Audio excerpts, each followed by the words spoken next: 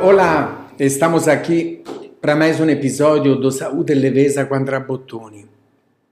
Tenho a alegria de estar com Fernanda Prando Godoy, que é especialista em design de aprendizagem e design instrucional. Chique, pelo amor de Deus. E aí, Fernanda, é um prazer te receber aqui. Antes de entrarmos no tema que a gente combinou, eu queria que você contasse um pouco sobre a sua trajetória e que exatamente, ou mais ou menos, você faz nesse seu trabalho. Por favor, Fernanda, bem-vinda. Super obrigada. Na verdade, é uma honra para mim estar aqui com o Andrea, que para mim é um profissional espetacular.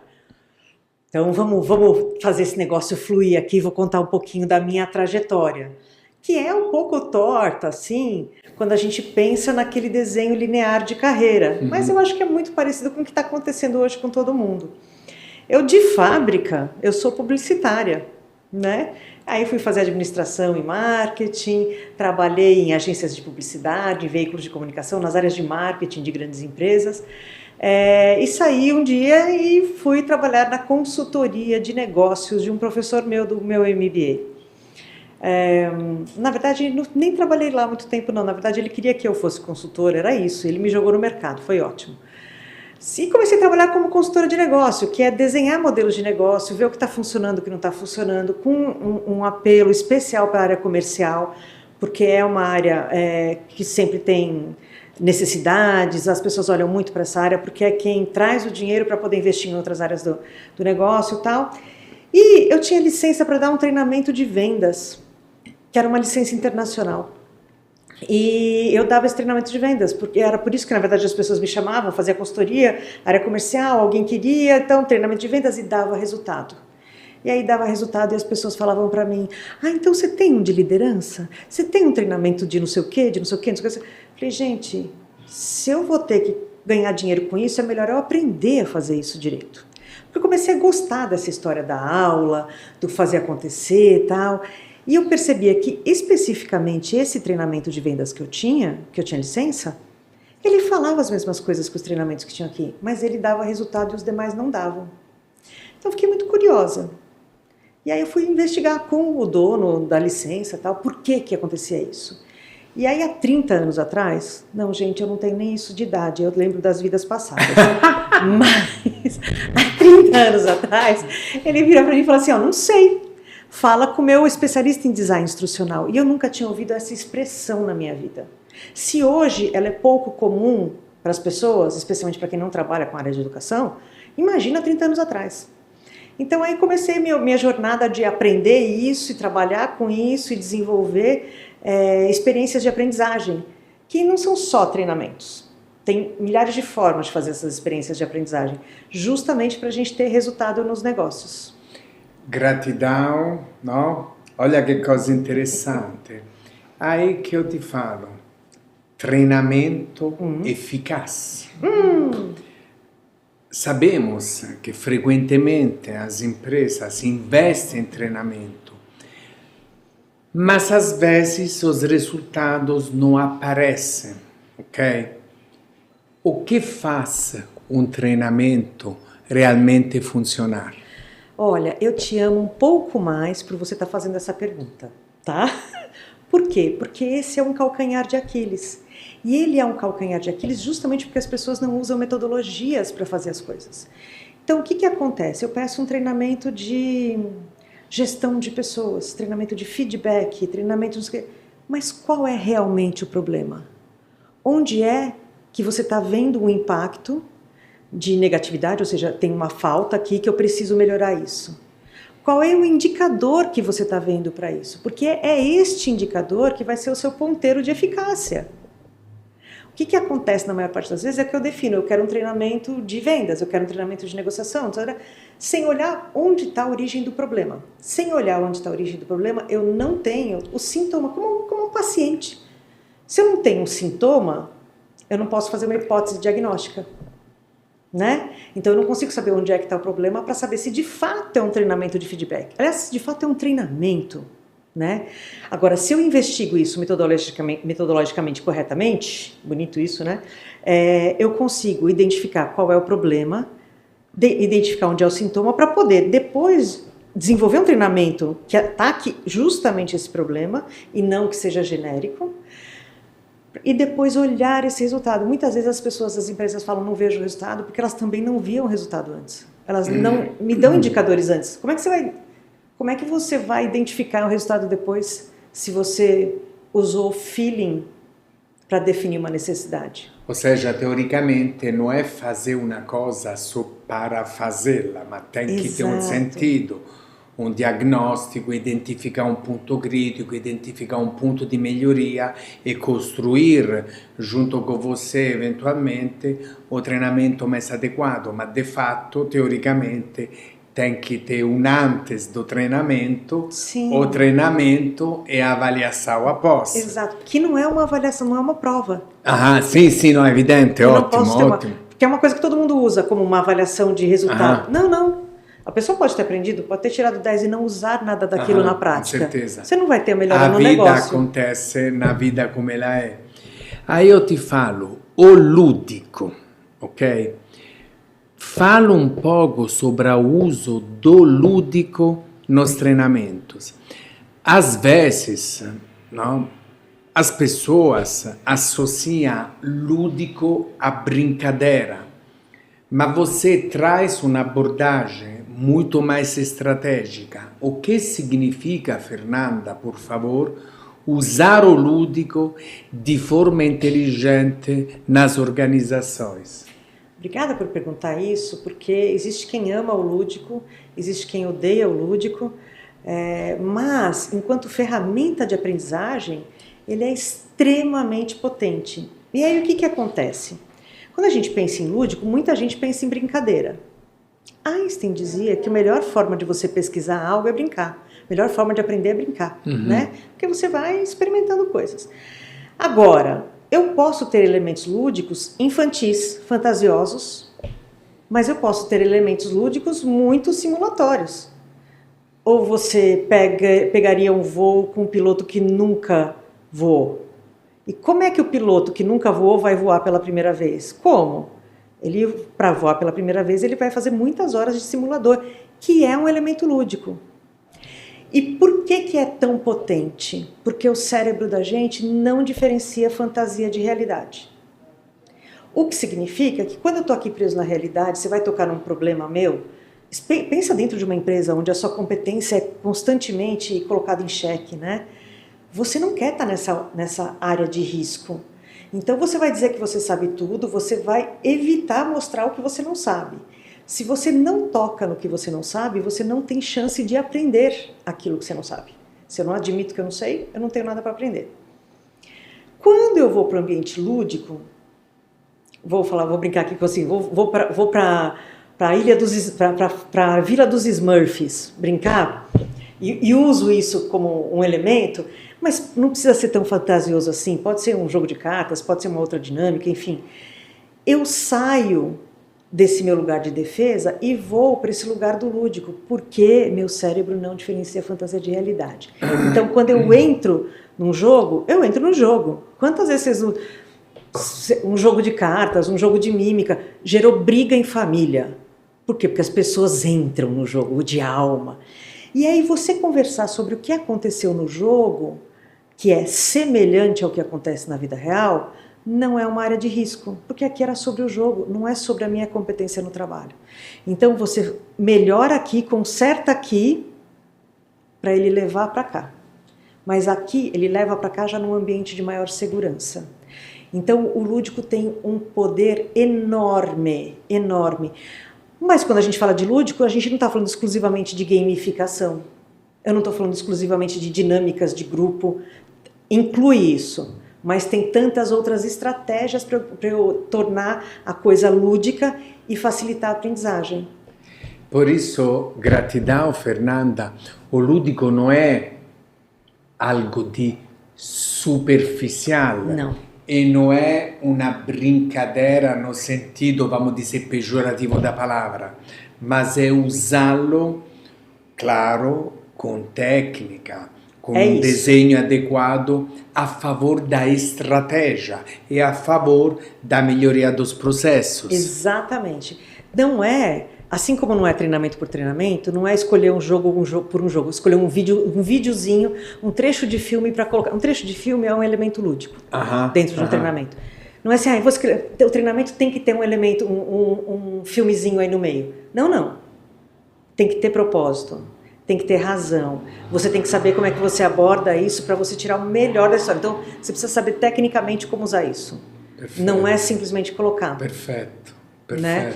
Recentemente eu estava dando aula para uns professores de uma escola e eu falei sobre isso porque eu fui falar do ciclo de aprendizagem vivencial, que é como é que a gente aprende a partir de uma vivência, o lúdico é uma vivência. E aí uma das professoras levantou a mão e falou assim, nossa, você acabou de me aliviar? Porque eu tenho um cliente que me pediu para fazer um treinamento só usando trechos de filme. E eu fiquei pensando, como é que eu faço isso para que isso não seja superficial, para que não seja chato e coisa e tal. E agora, quando você me dá a técnica de como usar isso, agora eu consigo pensar. É isso. Gratidão. Aí que acontece, Fernanda? Quando levamos essa abordagem no universo da saúde, onde lidamos com protocolos, rotinas e situações de alta pressão. Como usar o lúdico sem perder a seriedade? Seriedade não é a mesma coisa que ser sisudo. Um jogo pode ser muito sério. Você já brincou de banco imobiliário? Sim, né? sim, então, sim. Ele pode ser muito sério. Para uma empresa que faz insumos para laboratórios de análises clínicas, eles tinham treinamento de qualidade, que é para fazer todos os protocolos de aferição de qualidade dentro das rotinas das análises clínicas. É um assunto que é chato para quem está lá trabalhando no laboratório de análises, que ele, na verdade, ele começou porque ele foi pego na rua para trabalhar. Ele não necessariamente é alguém da área de saúde, foi formado ali. Ele entrou. Então você imagina falar de estatística, essa coisa toda que é séria. E o cara não pode errar, porque isso significa vida. Pois bem, a gente fez uma gincana. Ao invés de alguém ficar dando treinamento, explicando todas as fórmulas, todos os gráficos, o que tinha que ver, a gente fez uma gincana onde eles tinham que saber os resultados. E, na verdade, a gente fez de uma outra forma, uma forma mais bacana, que era, ganhava ponto, que era uma turma com mais de 100 pessoas. Então a gente falava, façam pequenos grupos de 4 ou 5 pessoas. Ganha ponto se mais de 60% dos grupos acertarem a resposta. O que a gente queria com aquilo? Porque as pessoas entram em jogo, elas sempre acham que elas estão competindo, alguma coisa, e não era isso. O que eu quero? Eu quero um comportamento que vai se refletir lá no dia a dia. No dia a dia, se eu não souber alguma coisa, eu tenho que conseguir pedir para o meu colega de lado, ele tem que me ajudar e não me sacanear. Então, a gente desenhou uma estratégia para que eles percebessem que se eles se ajudassem, eles pontuavam melhor, mais rápido, maior eficiência. Então, porque não é todo mundo que sabe tudo, mas alguém sabe. Como é que você faz? Se a gente dissemina esse saber, né, eu consigo ter melhores resultados lá no dia a dia. Eu estou simulando o dia a dia com um jogo que eram cartas, que tinham os desafios e coisa e tal. Mas eu preciso pensar que na área da saúde, por exemplo, quando eu tenho que treinar a usar um robô, isso é lúdico. Né? Eu preciso pensar, eu não preciso pensar em infantilizar as práticas. Perfeito, mas eu preciso pensar perfeito. Em criar situações em que as pessoas soltem suas amarras, baixem suas guardas de reservas, de defesa, para não parecer incompetente. E aí a gente pode conversar e brincar sobre muitas coisas, mas não precisa ser fantasioso, nem infantil.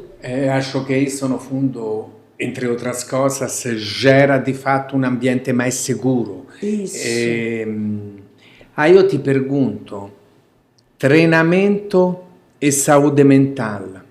Um dos temas mais urgentes nas empresas e especialmente na área da saúde, é o cuidado com a saúde mental dos colaboradores.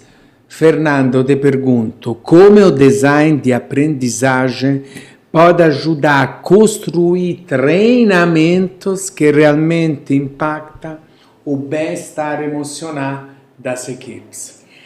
Olha, não é difícil para a gente construir uma experiência de aprendizagem que impacte no bem-estar das equipes. Não é difícil. Isso é uma coisa razoavelmente fácil até. Onde está a dificuldade? Depois que sai do treinamento, você consegue sustentar um ambiente igual àquele que você criou no dia a dia? A dificuldade está aí. A outra dificuldade está, a gente precisa treinar, mas eu só tenho meia hora online. Não, amigo, você não está treinando, você está querendo dar dicas.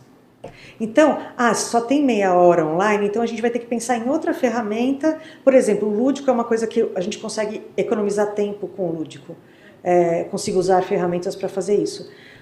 Mas essa questão, e a gente tem a NR1 hoje, né? Eu diria que ela é bastante controversa do ponto de vista de gestão, negócios e pessoas. Porque será que eu, ao instituir uma norma regulamentada de que eu preciso olhar para isso, eu estou criando apenas mais um papel com um checklist de fizemos as ações obrigatórias, ou eu estou estimulando de verdade as empresas a olharem para a saúde mental dos seus colaboradores? E aí, se você me permite, Fernanda, claro, não existe intenção de fazer polêmica alguma, mas de gerar reflexões. Você disse uma coisa que não é apenas o treinamento, de repente é super bacana, de repente que todo mundo se envolve, porque a vida, no caso profissional daquela empresa, daquela equipe, não é o treinamento, é o dia a dia. Por isso eu entendo que tem que existir mesmo uma sinergia, uma intenção institucional, exatamente, para que essas melhorias, esses insights do treinamento possa se manter em um ambiente que de fato quer se tornar mais saudável e não é só durante o treinamento, correto? A gente cansa de ouvir durante os treinamentos, meu chefe vai participar disso daí, ó. E aí eu conto para eles, a hora que o seu chefe sentar aqui, ele vai perguntar a mesma coisa, o meu chefe vai participar disso daqui? Porque é uma grande pirâmide acontecendo, né? Então eu preciso ter a intenção clara e o compromisso claro de fazer isso acontecer, não é só um treinamento. E aí, vamos lá, quase finalizando. Você que está nos ouvindo, que está acompanhando esse episódio e trabalha com gestão de pessoas ou lidera equipe na área da saúde, qual seria o primeiro passo para transformar um treinamento em uma experiência de aprendizado real e transformador? Fala para nós, Fernanda Prando Godoy. Eu acho que isso encaixa com aquela primeira pergunta que você fez, né? A primeira coisa para um treinamento ser transformador de fato é eu descobrir qual é o problema que está por trás de tudo. Porque qual é a dor? Qual é a dificuldade? Qual é a dor real? Porque o que eu costumo fazer é o seguinte, me fala qual é o problema. As pessoas não está tendo muito retrabalho. Por quê? Porque tem gente que entrou em períodos diferentes e não teve informação de como é que funciona. Por quê? Porque a gente tinha que colocar o pessoal trabalhando. Não é o treinamento que vai resolver. Entendi. Né? Então, eu sempre faço esses 3 porquês para aprofundar, para enxergar onde é que está o problema. E assim, então ok, a gente tem esse problema e a gente vai ter que fazer um treinamento para melhorar, para minimizar o impacto disso. Então tá, mas aí eu vou olhar para isso daqui, ó. As pessoas não têm informação. Então não adianta dar um treinamento para falar assim, gente, vamos ser felizes, vamos ser legal, vamos seguir processo. Tá, tem que entender qual é o processo, do que a gente está fazendo, porque o problema está aqui, não está aqui em cima. Então esse é o primeiro passo. O segundo é, olha para as pessoas, entenda quem são essas pessoas e trabalhe para humanos. São humanos que estão ali. E não faça educação bancária. Sabe o que é educação bancária? Você já vai explicar. Esse é um conceito que algumas pessoas não gostam do nosso educador brasileiro, que, enfim, tem muitas pesquisas aí no mundo de educação e aplicou em muitos lugares, mas educação bancária é aquela que eu só desço conteúdo na tua cabeça. Fico tentando depositar informação na sua cabeça. Não fica. Não transforma. Não transforma. Não, inclusive a pessoa nem aprende. Porque chegar um monte de informação não significa, e isso é um ponto interessante, porque a gente fala assim, eu vou transmitir meu conhecimento. Não existe transmissão de conhecimento. Existe transmissão de informação. Aquilo que é meu conhecimento, agora que eu estou falando para vocês, chega para vocês como informação. Vai virar conhecimento se alguma dessas coisas você fala, é verdade, uma vez eu vivi um negócio e foi assim Faz mesmo. sentido. Faz sentido quando você dá significado para aquilo. Isso vira conhecimento.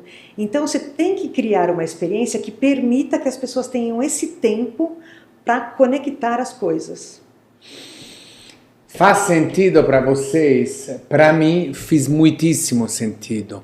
Gratidão, Fernanda. Eu muito bom estar com você. Gratidão. Você é demais, meu amigo.